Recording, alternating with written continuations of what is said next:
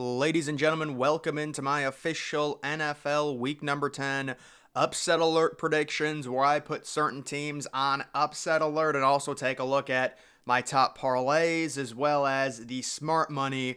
Where are the most amount of bets going? What are the popular teams for this week? Let's get right into it, starting with the Browns at the Ravens, an interdivisional matchup. You have Baltimore sitting -6 right now, and certainly there is this narrative that Baltimore, they've been trending right now. They just came off a massive win against Seattle. However, I like the Browns defense. They're getting Deshaun Watson right now with some continuity, playing back-to-back weeks. I think they keep this game close. Baltimore wins, but I do think the Browns cover. Maybe a surprising higher scoring game in this one. I thought last week's Ravens-Seahawks game was going to be high scoring. The Ravens certainly did their part. The Seahawks were terrible, though. Maybe that was traveling West Coast to East. Certainly, I think Baltimore's a very solid team, but this is a divisional matchup. It should be a relatively close game, and I just think 6 points is too much for something like that. Next, I do like the over in this little AFC-NFC game. You do have Will Levis taking on Baker Mayfield. It's the Titans at the Bucks. Both teams sitting at 3-5 right now. Maybe a fun little higher scoring game. Will Levis now officially installed as the Titans' #1 quarterback. He's a young rookie. He's had 2 really solid weeks. Even the game at Pittsburgh, he played well. Only threw 1 interception really late, made some good throws. It's tough on a Thursday night. This is a much better, more palatable spot for him going on the road against a Buccaneers team that just allowed C.J. Stroud about 430 passing yards and 5 touchdowns. I like this game to be higher scoring. I believe the over-under now is sitting at 39.5, so it got bet up by a point because there was really good value on the 38.5. That was in a video earlier this week. Unfortunately, it has gone up, though. The next one, it is San Francisco traveling to Jacksonville. So, me personally, I am not going to put San Francisco on upset alert. This is one of those games where there's definitely people that think there's value on Jacksonville at home +3. When you look at a number of things, the way Brock Purdy has played, Jacksonville with the better record, and they're at home, and San Francisco is traveling, different time zone, 3-hour difference. But San Francisco is also coming off a bye. San Francisco is also getting Chase Young. This is still a loaded roster. I think they overwhelm Jacksonville. This is a Jacksonville team. They're going to come back down to earth a little bit. And I do like San Francisco. Based on the law of averages, this was a team that I picked against 2 weeks ago to lose outright to Cincinnati, and they did lose, but now I'm back in on San Francisco. I do not think they're on upset alert this week. And then the Sunday night game, it is the Jets traveling to the Raiders, so this line sitting 1.5 right now. I do think, this is really not an upset, but I do think the Raiders win this game at home. There are so many positive narratives for them. I understand if you want to say this Jets defense facing a rookie quarterback, it's going to be very hard for the Raiders, but they do have their new coach. They shed themselves of Josh McDaniels. They're coming off a blowout win. I understand it's against the Giants. Daniel Jones got injured, but still, it's not like the Jets are this crazy great offensive team. I will take the Raiders here. Davante Adams, Josh Jacobs, and a young rookie quarterback who's energized with a big crowd behind them.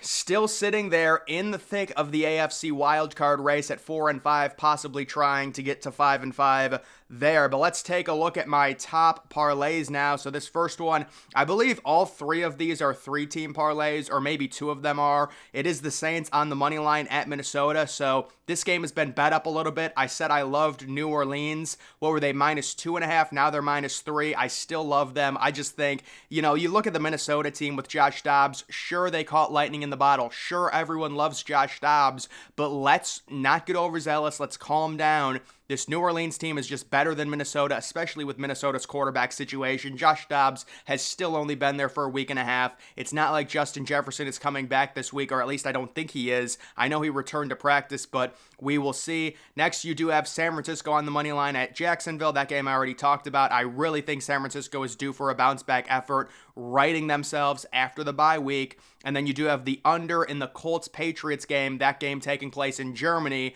The original over-under in that was 43.5. I said to take the under, and the action has followed just like I thought it would. It's down to 42.5. Games in Germany, games in London, they're always lower scoring. And these 2 teams, Indianapolis with Gardner Minshew, and then you do have New England with Mac Jones, they're not really going to score a lot. I think it's going to be like 19-16. I love the under 42.5 6.5 in that one. Another 3-team parlay plus 473, the odds in this one.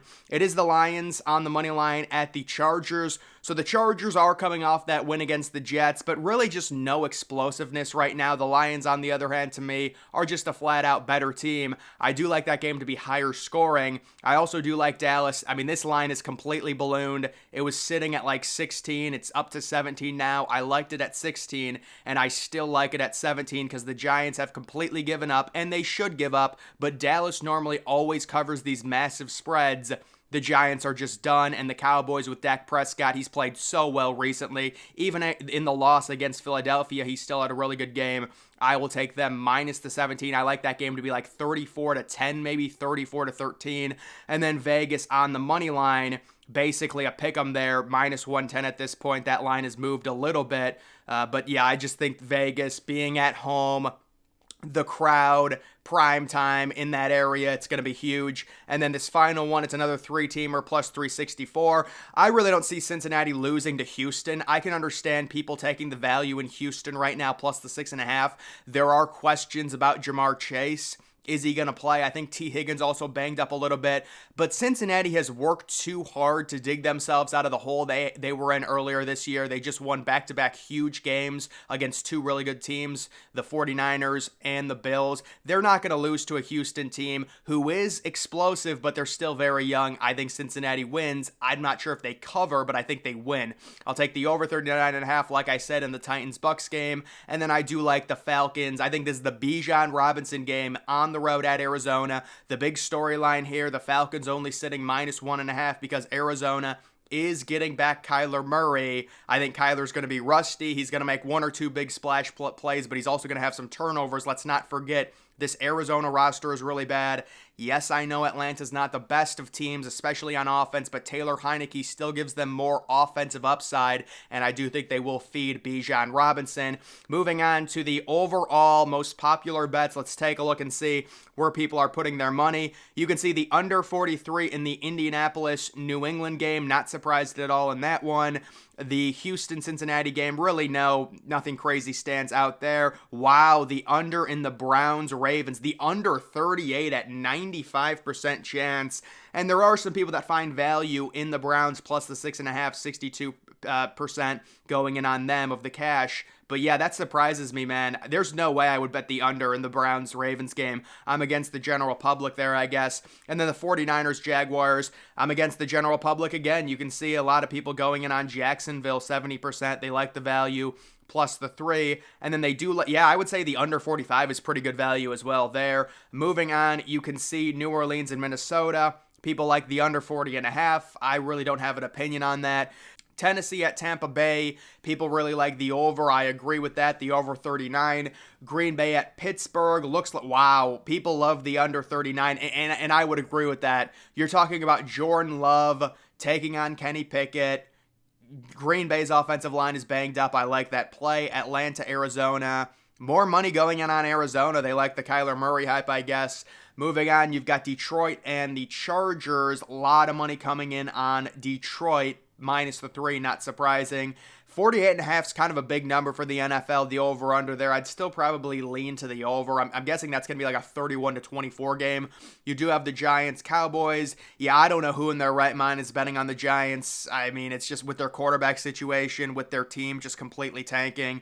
And then also a lot of people in on the under 39. I would stay away from the over-under in that game. I think Dallas could score 40 points by themselves, but they could also win like 34-3 where the under would hit. So that's just kind of an annoying number. And then you do have the Commanders and the Seahawks. A lot of people in on Seattle. I would steer clear of that. Seattle's kind of a streaky team, and the Commanders are very feisty. You can see the over-under at 44.5. I like the over in that game. I like it like 31-21, Seattle winning. And then the Jets and the Raiders, slightly more money coming in on the Raiders plus the 1, and a lot of money coming in on the under 37. I would probably, I guess you kind of have to like the under. Well, I don't know. I have that game going over, I guess. 37 is a small number, especially for a game in a dome where weather's really not going to affect it. But either way, guys, that is going to do it for this video. Make sure you follow me on X. Link to that's always in the description.